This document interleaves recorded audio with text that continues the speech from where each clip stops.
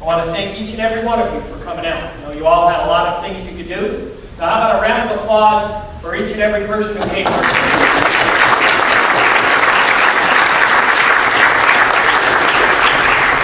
I'd also like to ask for a round of applause for those public servants who are willing to serve us, also those candidates willing to stand for public office.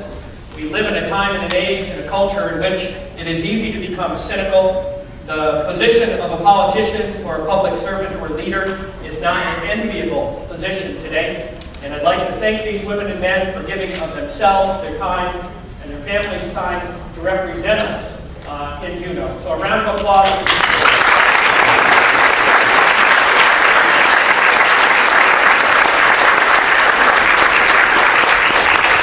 So here's the thing. That's the last applause until we're all done here. We got that out of our system. All right, let me explain who we are. We are the local organizing ministry of AFACT at St. Mary's Episcopal Church. And I'm the Reverend Michael Burke. I'm the senior pastor or rector here at St. Mary's. AFACT is a 15-member network of community churches. Very, very diverse community churches from all different parts of the city, from different neighborhoods and walks of life. We come together in a common commitment to improve the quality of life for our families, our neighborhoods, and our community. In the past, we worked on issues of health care together, of youth, recreation, of public education. We've worked on issues of crime and public safety. And we worked on issues of public education and access to public education. So this tonight is sponsored by the group at St. Mary's that organizes and works with our broader AFACT coalition. I want to represent or introduce our candidates, as well as those who are currently serving in the legislature that are with us here this evening. First of all, on my far right, we have Senator Berta Gardner from District I. District I includes parts of Midtown and the University District. Welcome, Senator Gardner. Thank you. Also, now Mia Costello, Representative Mia Costello, is running for a Senate position. She had made a commitment and very much looks forward to being here tonight, but has a family situation that's come up at the last minute and has sent her regrets to us this evening. Seated to Senator Gardner's left is candidate Claire Ross from District K. District K includes parts of Turnagain, Spenard, the airport, and then West Diamond beyond Minnesota Drive to the west. So welcome, candidate Ross. We have seated to her left Senator Kevin Meyer from District M, which represents parts of Hillside, from Tudor and Dowling south down to approximately Huffman Road. Welcome, Senator Meyer. It's good to have you here. Seated to Senator Meyer's left is candidate Felix Rivera, also standing for election to the State Senate in District M. Welcome, candidate Rivera. Thank you. And then to candidate Rivera's left is candidate Harry Crawford, Jr., representing District N. District N is roughly from Legacy or Huffman Road south and the southeast portion of Baxter and DeVar, the southeast of Baxter and DeVar. Welcome, candidate Crawford. So those are the people who are here tonight. We've already heard from Father Fred Guerin from St. Anthony's Catholic Church. Also with us tonight is one of the organizers of AFACT at St. Mary's, and that is Sarah Libby. Sarah Libby, welcome. I'd also like at this time to have the other candidates who are standing for public office in our city and our state, representatives of their campaigns, to please stand. Those of you who are standing for public office, please stand. They've come here tonight, even though this is not a part of the panel, simply to hear the voice of you, the voters, and to engage in conversation with you about issues of public policy at the reception afterwards. And I'm going to break my own rule right out of the bag. And that is, let's give them a round of applause.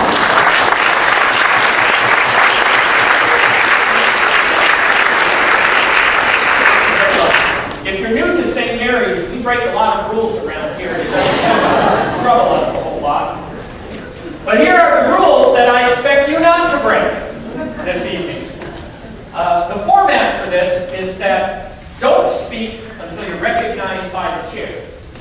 though I'm the chair, I didn't make that rule, but it's a helpful one. Now, the audience members, when I give the invitation to do so, will come forward and queue up in the center aisle, and then one at a time will come forward to the microphone and podium in the center, and we'll have 1 minute to give any testimony or ask your question. 1 minute. After we've received questions from a number of different persons, one after the other, then and only then we'll invite the candidates to respond for 3 minutes. So candidates, you're going to have quite a challenge here. In fact, I think this is some kind of test for all of you, because you may hear up to 10 questions before you get a chance to respond to any of them. So you have notes that we've insisted placed before you so you can keep track. For those of us here tonight, have the candidates respond to the questions, and whether they do so with specificity rather than in vague generalities, and which questions they choose to respond to and how they respond is one indicator for those of us who are voters and participants in the public process. So I encourage you to pay attention to that. At my discretion, if we get too many questions on any one topic, I'm going to move us on, simply because it's in our interest tonight to have as many questions on different topics as we possibly can fit in a very limited amount of time.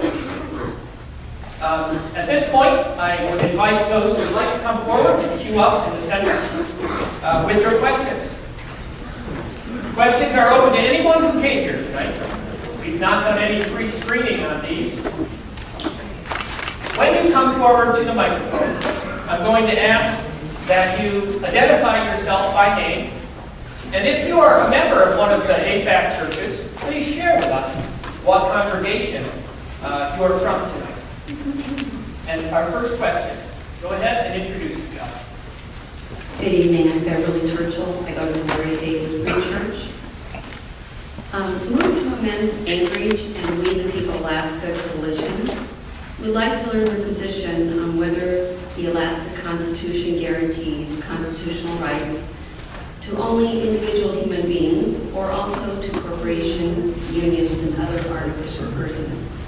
To this end, candidates are being asked to sign a constitutional pledge if they agree that the Constitution was written for natural persons and that the constitutional rights do not extend to artificial persons. What is your position, and have you signed the pledge, and why or why not? Thank you. Thank you. Our first question about the rights of natural persons versus those rights of corporations and corporate persons. Thank you for that question. We have our second question, please. Good evening, my name is Jessie Menkins. I'm here on behalf of Great Alaska Schools. Great Alaska Schools is a grassroots group seeking adequate, predictable, sustainable, and stable funding to provide quality public education. Between fiscal years 2011 and 2014, the base student allocation, the BSA, went unchanged, and so schools lost $400 per student in purchasing power due to inflation. Great Alaska Schools and many concerned citizens appealed to the legislature for an increase of $400 for FY 2015, to be followed by a $125 increase for the following 2 years to bring us back up to the level of purchasing power from 2011 and keep up with expected inflation. Instead, the state legislature approved an increase of $150 to be followed by $50 increases for 2016 and 2017. Assuming no additional funds were provided outside of the BSA for 2016, the BSA needs to be increased to $425 to return to the level of purchasing power we saw in 2011. My question is, would you support a $425 increase to the BSA for FY 2016? If not, what amount would you support and why? Thank you. Thank you for that question. In the interest of time, I'm not going to rephrase the questions. Those who are, you can hear them fine, just yourself. Those who are asking questions, please pay attention to the timer. She's going to give you both a 30-second and a 15-second signal, so you know the timing to complete your question. Thank you. Yes, senators, candidates, thank you for being here. Father Fred, thank you also. My name is William Toyer, and I'm a vestryman here at St. Mary's. My responsibility is for the youngest children, very infant to 4-year-old. We have a preschool. It's the oldest existing preschool in Alaska.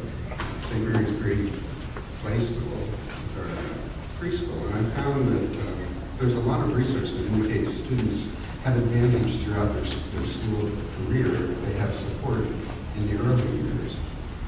And I think it's one occasion that points out an opportunity to coordinate with federal initiatives here in Alaska, because I noted in the State of the Union address that President Obama gave that he mentioned preschool as important. And I think that we need to look for more opportunities to work together with federal interests in the state.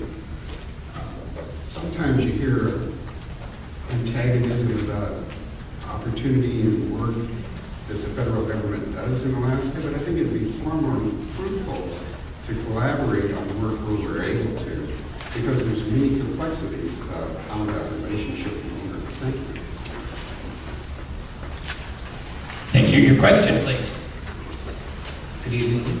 My name is Aaron Poe. I'm also with Great Alaska Schools. And I'm interested in your answer to this question. Would you support placing a constitutional amendment on the ballot that would allow public funds to be used for student education at private and religious schools? And please explain your answer. Thank you. Thank you. Thank you. We have our next question, please.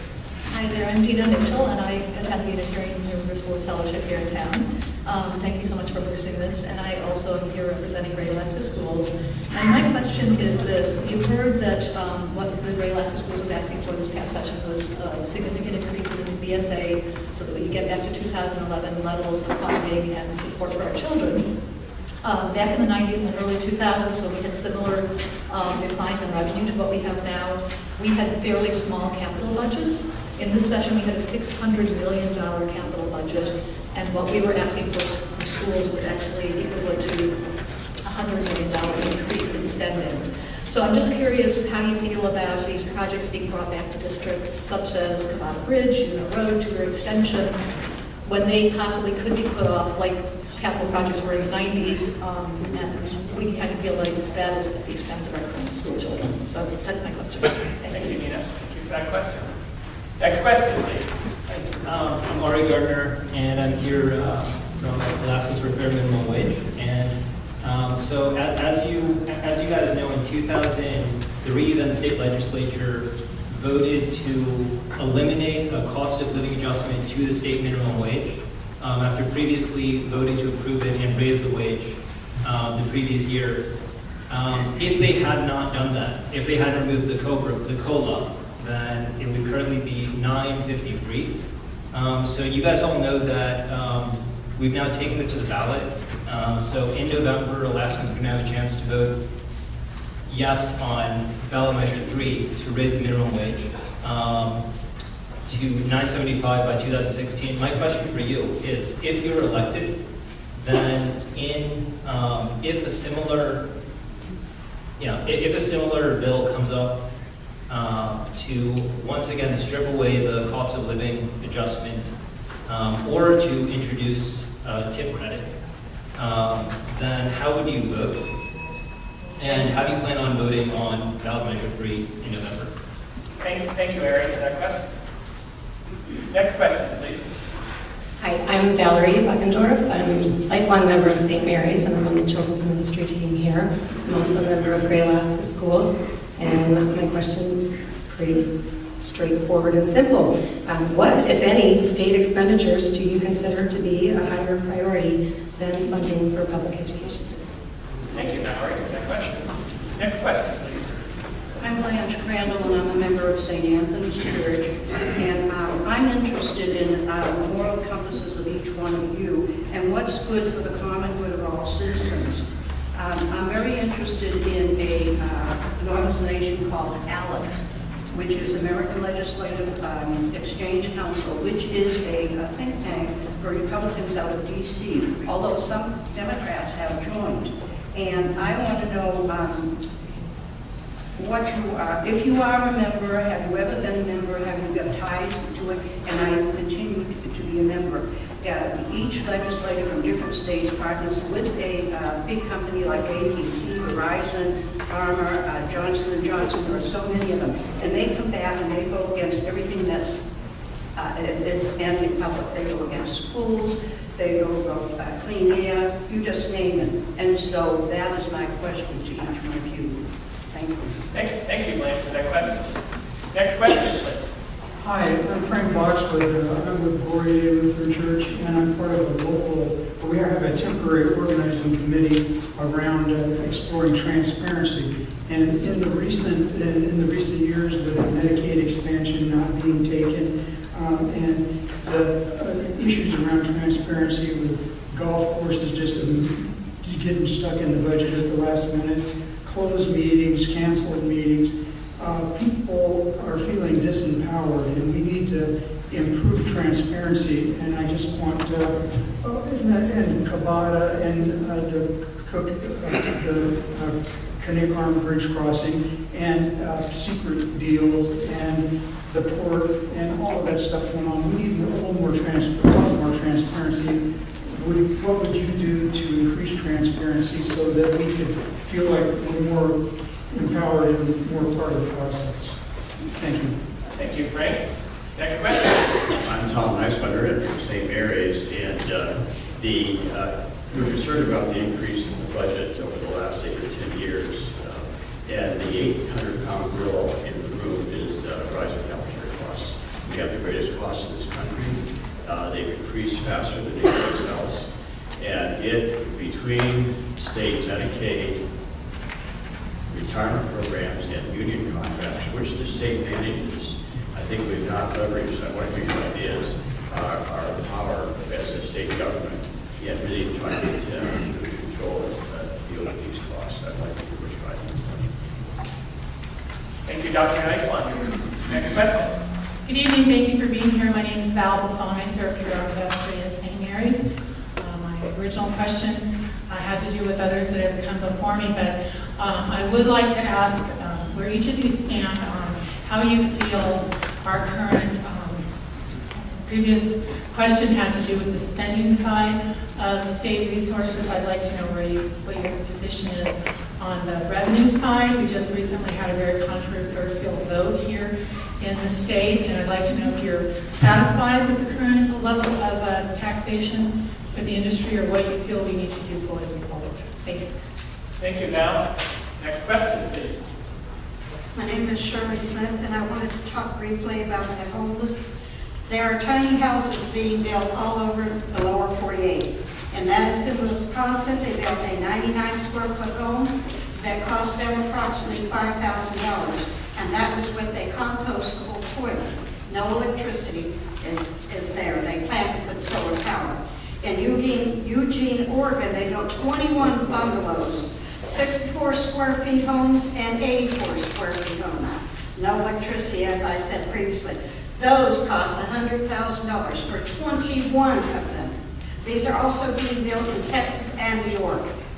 They do not live here for free. They pay rent. It can range from $90 to $375. They also get the opportunity to help keep the property clean, such as mowing grass and shoveling snow. This article was done by the Associated Press, and I will leave this with Chelsea if you wish to get a copy of it. Thank you. Thank you very much, Shirley. Next question. Thank you all for coming. I'm Glenda Kruger, a member of St. Mary's. As a working single parent, I'm concerned about making ends meet. I do make over minimum wage, and things are still tough. Do you have other solutions besides the raising of the minimum wage that could help our financial plight? Thank you, Glenda, for that question. Next question, please. My name is Armand Schroeder. I live at St. Mary's, and I would like to know each one of your position, up or down, on the legalization of marijuana. Thank you, Armand. Next question. Hi, my name is Emily Neenan. I'm a member here, a choir member here at St. Mary's. And my question is a little bit of a thought question for you and for your colleagues or prospective colleagues.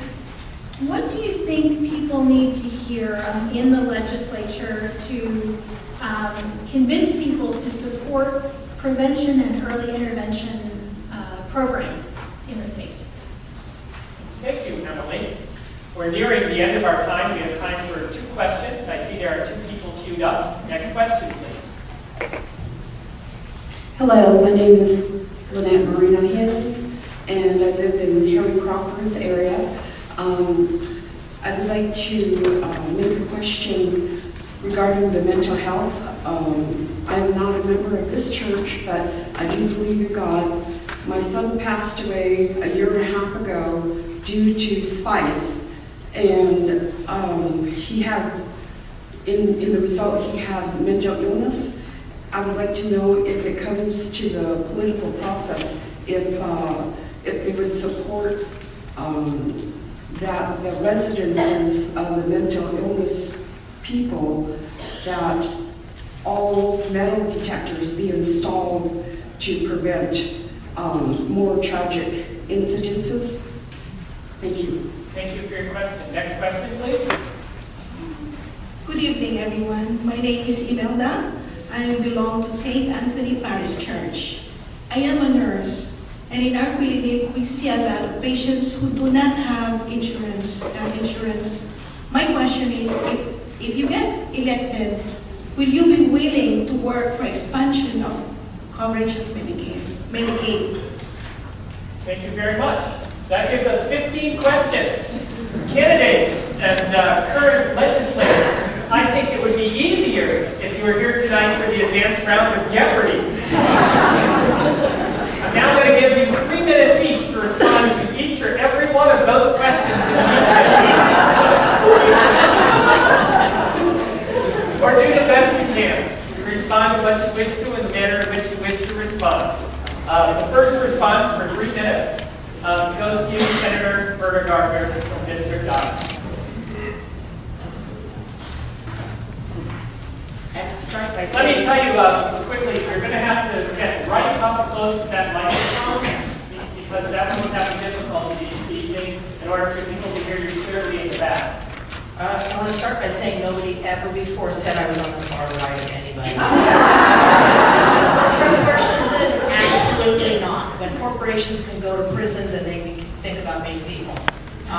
Great Alaska Schools, $404 increment, that's a number that came from a research report out of my office on legislative research. That was a number that we fought for and introduced legislation for. Pre-K, I think it's national, all the national experts, education experts agree that preschool is a good way, it's critical for many families and many children to get a start. And if they fail to do that, then it's going to be hard to catch up. I absolutely adamantly oppose public funds for private schools. Let's see, I will increase the BSA and happily. Minimum wage, I support minimum wage and will oppose any effort, any dirty tricks. And I also very much dislike tip credit. No, there's no project in my mind that's more important than education. ALEC is a think tank. Anybody can have a think tank. Legislative ideas and proposals come from all kinds of sources. There's nothing wrong with that. You fight the idea, not the organization. Transparency in budget, Medicaid expansion, citizen activism is the key.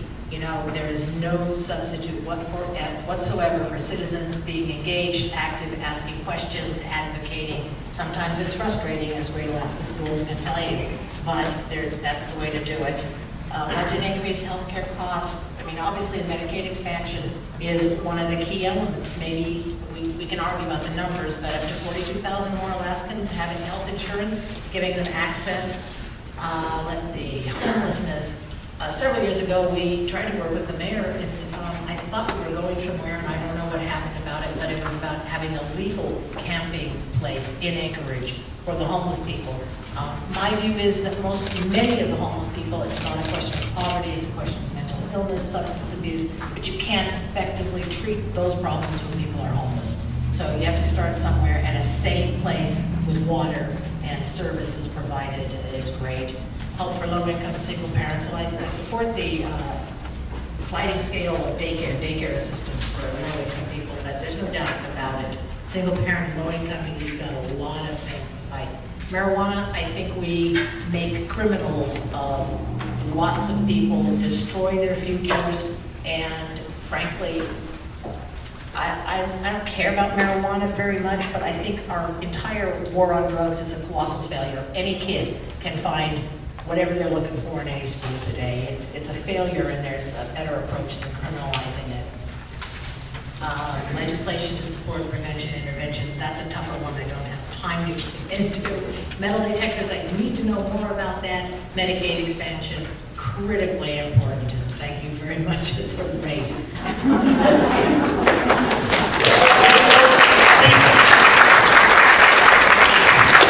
I know you're impressed that she addressed every question at the time allotted, but please hold your applause.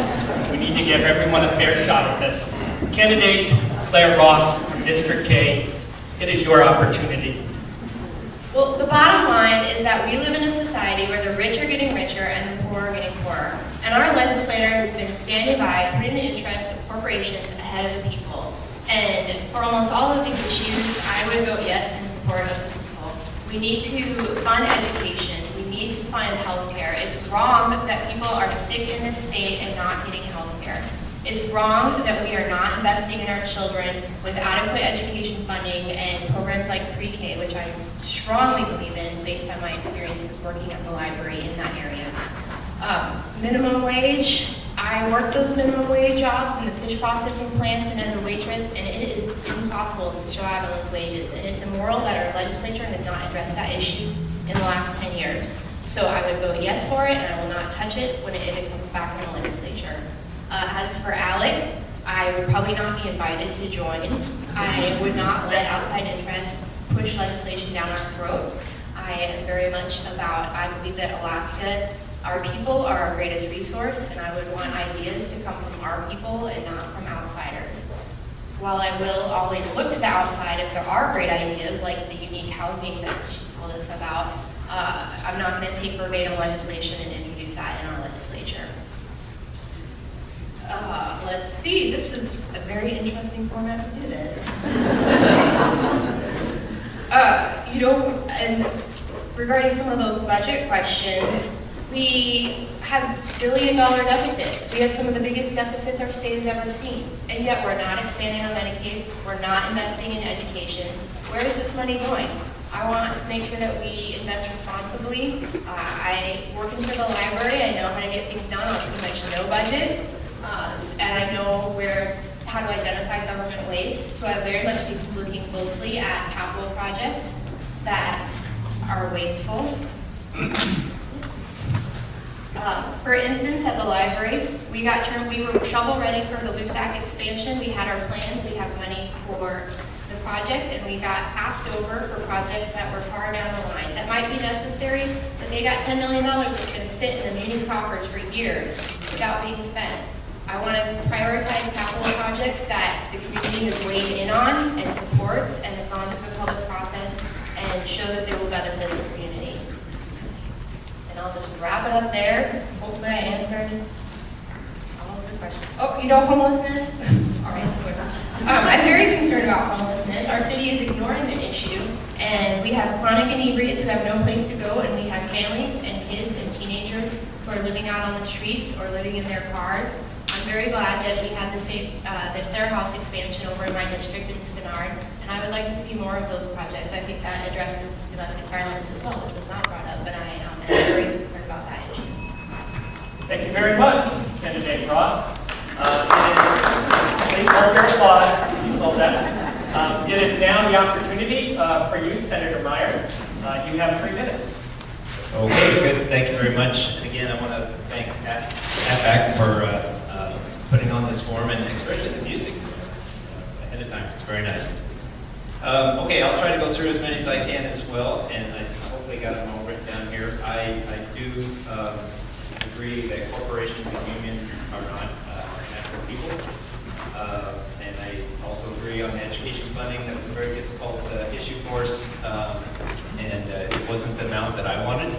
But as most of you know, we went into overtime to try to resolve education funding. And we ended up, education funding was one of our biggest expenditures, 1.2 billion each year. And I personally wanted to see more money put into the BSA.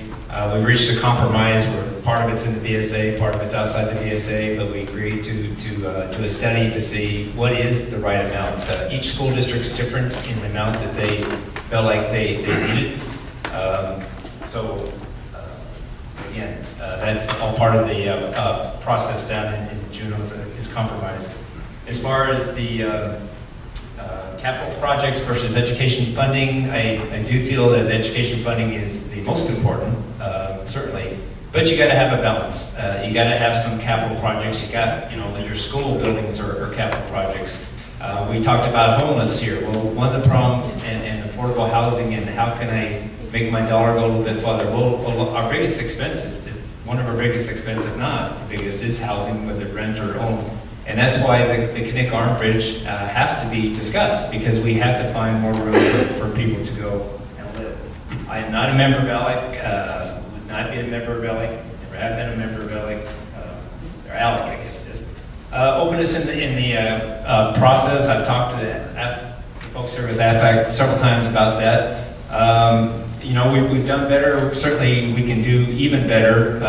In the past, the whole capital budget process used to be pretty much done behind closed doors. Now, once the budget is approved, it's all open as to the projects that the projects that were inserted into the budget, so that people can see the background on that. As far as marijuana goes, I do not support legalizing marijuana. Certainly, I think we can decriminalize it.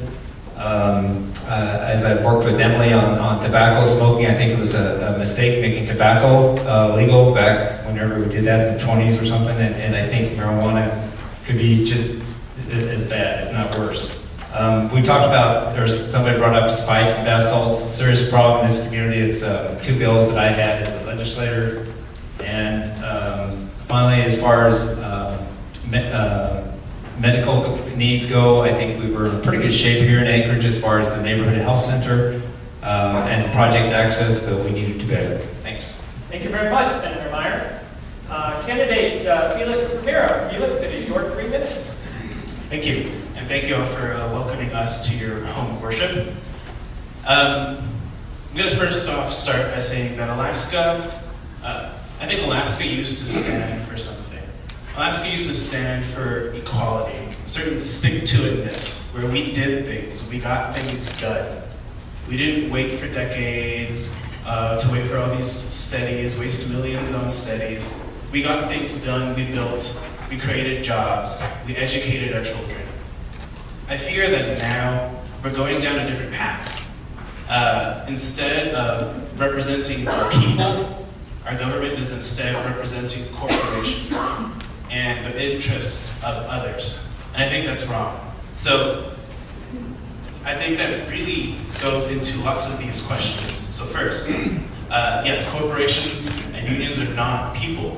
And I think we need to amend our Constitution. And why haven't I signed it? Well, I just haven't gotten it in front of me. So after this, if you want to put the paper in front of me, I will sign it. Next, the BSA. Yes, I think we need to increase it. The BSA needs to be increased $425. I completely agree. Pre-K. I think pre-K, we've seen cuts in that in the last few years, and I think that's atrocious. All the studies have shown that pre-K, a good pre-K system has benefits in the long run. So I think we need to bolster pre-K. Vouchers. Let me be clear with this. I am the only candidate in this race that does not support vouchers. Budgets for schools. I think we need to look at our budgets, capital versus operating. Our budget in the last few years have all been very capital-based. I think we need to change that. We need to focus on the BSA. Stop these pet projects. We don't need new stadiums. We don't need all these extra things that are nice to have. We have to realize that we're in a fiscal situation where we can't have all these things. Minimum wage, yes. I would absolutely support the minimum wage, and I would not support stripping it away like our legislature did. Medicaid, we need to expand it. I think Parnell did a great disservice to thousands of Alaskans when he did not expand it. There's nothing that's higher priority than education, absolutely not. Our society starts with education. That's our foundation. ALEC. I will never be a member of ALEC. No, thank you. Budget. I think we need to have a transparent budget. It just needs to happen. No more backdoor deals. We need to be transparent and open. In fact, we should model our system very much like what the Assembly does with open meetings.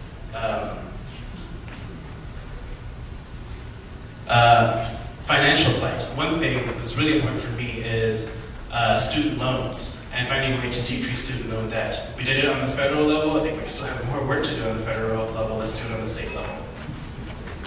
Thank you very much. Thank you, candidate Rivera. Our final candidate for response is Gary Crawford. You have 3 minutes, sir. Good luck. I'm from the South. I'm not talking about anything in 3 minutes.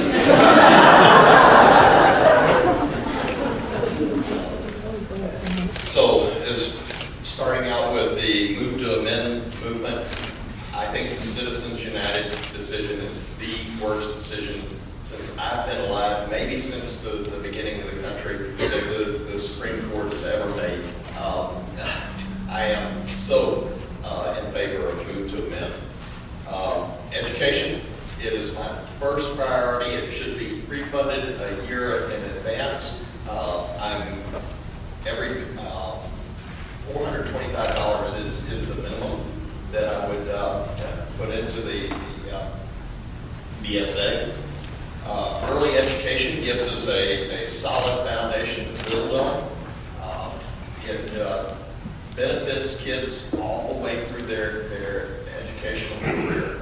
And they even, well, there was a Tennessee study that said that it carried through to their work life just because they had that early, good, solid foundation to build on. Let's see. I am against vouchers for private school education. If people want to send their kids to private school, fine. I'm all for them doing that, but we're not going to put, or I won't put public dollars into that. Capital spending versus education, I don't know if that's exactly the question. I don't write the notes very quickly or very well, but I don't think, we can find a balance for capital spending and education, but absolutely, education is my first priority. The minimum wage, I went out and collected several hundred signatures myself to get the minimum wage on the ballot this time. I also did it in 2002. I am very much in favor of raising the minimum wage, not stripping away the inflation proofing, and let's see what was good. Oh, the tip credit. I am not in favor of the tip credit as well. And Alec, I did write to Alec one time and got their booklet of model legislation just so that I would know what they were doing, so that they wouldn't spring something on me, so that I could be forewarned on what they were doing. No, I will not be a member of ALEC. I don't agree with what ALEC does, but I do want to know what they're doing. Increased transparency in closed-door caucuses. We don't need closed. Oh, all right. Okay, so audience, hold your applause for a moment because we do have more. I want to thank the candidates because Mia Costello was unable to be with us, and because Kathy Easel chose not to be with us tonight to hear your questions and respond to those. We have 6 extra minutes. So I'd like to give the 5 of you each 1 additional minute to make any closing statements you would like. Senator Gardner, you are first. So there are a couple things I'd like to add. Number 1 is I don't sign confidentiality agreements. We can do that and look at oil tax information and things like that. I don't do it because, number 1, I forget where I learned something. But more importantly, if I take a vote and a constituent or an Alaskan asks me why I voted that way, I want to be free to tell them everything I understand about an issue and why I take a vote. So I'm big on that. Private school education, I'd like to say, I started my education in a Catholic day school, and I went to high school in an English Anglican boarding school. So I may be the only legislator who's attended two different kinds of religious schools, private schools, and I had great experiences both times. I have no problem with that, with private schools or religious education. I don't think the state should pay for it. I think state resources should go for public facilities and public education. So those are a couple things. Let's see, I guess I didn't answer Emily Neenan's question about how to support prevention and intervention. I think in everything, the personal conversation and the personal stories really has an impact. You know, when you have a story, even without the person's name, or the impact, that's important for legislators to experience it. Thank you very much. Candidate Claire Ross, it's your minute. I wanted to touch on the mental health issues. I didn't get to that one. A really good friend of mine committed suicide last summer. We lost her. And she was pretty well to do. She had health insurance. She came from a good family. She had all the resources, but it still wasn't enough. And there are a lot of people in our community who are struggling like her who don't have those resources. And I'm concerned about people in rural Alaska who are victims of abuse and have generations of abuse that leads to suicide, and I think we need to really care for people who are in those positions. I know that the nurses are supporting a mental health first responders bill that would train more medical providers on how to identify mental health issues and address and refer them to the people who need them. So that would be an issue for me. Thank you very much. Senator Kevin Meyer, it is your minute. Great, thank you very much. Again, going back to education, I'd like to talk a little bit more about that. Education funding is always difficult, and I was education chairman for 4 years, the 4 years that I was in the bipartisan coalition in the Senate. And I've done both. I think I'm probably the only Republican on this panel here, but I'm very comfortable in a bipartisan majority as well as being in a Republican majority. And education, the funding itself isn't everything. We got rid of the high school exit exam, that helps the schools. I've never have had a school tell me, you've given us too much. It's never not enough. I mean, there's always more things you can do. The frustration I think we feel at the state level is that we fund what we think is a fair amount, and then it's up to the school district, local school district, how they apply that. As far as revenue, we definitely do need more revenue, but all of our revenue is coming right now from oil. And the oil tax reform we did is hopefully going to get us more oil production. Thank you. Thank you. Candidate Felix Barrett, a minute. Thank you. All right, so just wanted to touch on a couple things that I didn't get to. So first, the marijuana ballot initiative. Yes, I would support that. I will be voting yes. My generation, I think I can safely say that I'm the youngest person on this panel. My generation, this is a non-issue, just like marriage or other social issues. In a few decades, we're going to be wondering why we even thought about this. So yes, I do support legalizing marijuana, decriminalizing it. Mental health issues, that's something that's also important to me. And I would very strongly support mental health first aid. Just like Claire, just like many of us in this room, we know someone who has committed suicide.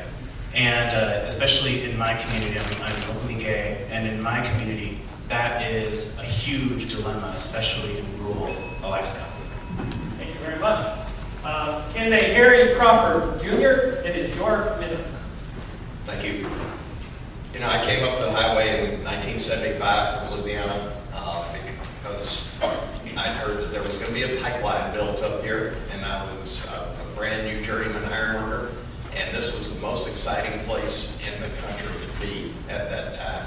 And Alaska has really treated me well all that time. Nobody asked me who my dad was, what school I went to, or what fraternity I was in. They just wanted to know what I could do.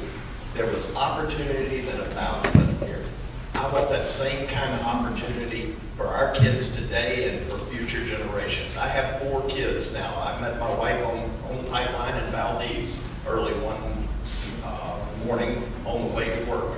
And together we have built a life here, and we have these 4 kids that we really want to have those same kinds of opportunities. And we need a gas line. We don't need any more studies. We need to get busy and do it now. Have the ancillary businesses that go along with it. Thank you. Thank you very much. And now we have a closing question to all of you, and that comes from Carol Libby, who is part of the local organizing ministry of AFACT at St. Mary's. Carol? Thank you. I will address this to each of the candidates. I'll start with Senator Gardner.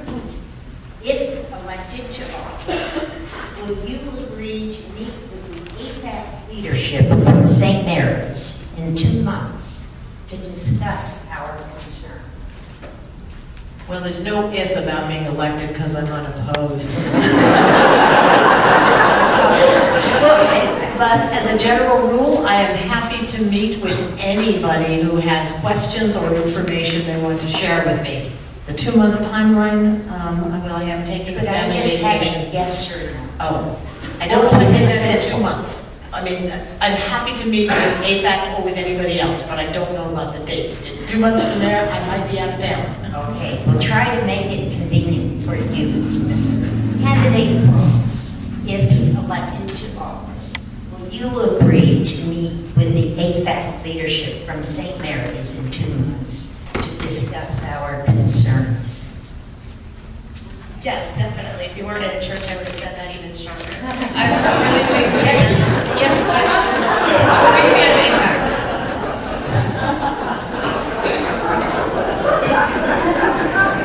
Senator Meyer. Thank you. I think the 16 years that I've been in elected office, both in the Just House a and yes. the Senate.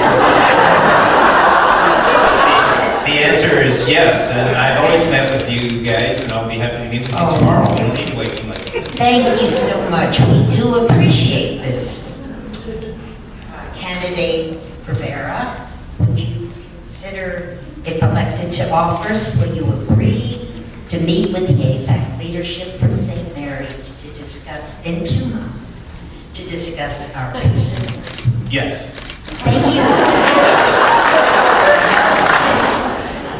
Candidate Crawford, if elected to office, will you agree to meet with the AFACT leadership from St. Mary's in 2 months to discuss our concerns? Yes. Thank you. Let's have a round of applause for all.